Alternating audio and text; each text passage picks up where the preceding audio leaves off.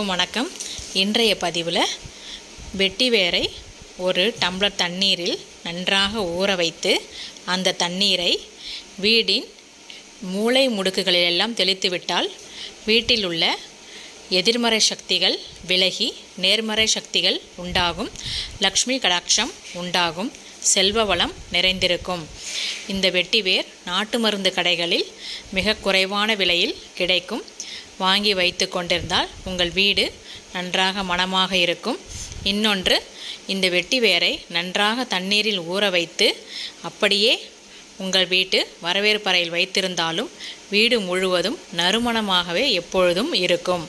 அப்பொழுதும் நம் வீட்டில் லக்ஷ்மி கடாட்சம் நிறைந்திருக்கும், செல்வ வளம் பெருகும் என்பதில் எந்தவிதமான ஐயமும் கிடையாது. இந்த பதிவு உங்களுக்கு பயனுள்ளதாக இருந்திருக்கும்னு நினைக்கிறேன். நன்றி, வணக்கம், வாழ்க வளமுடன்.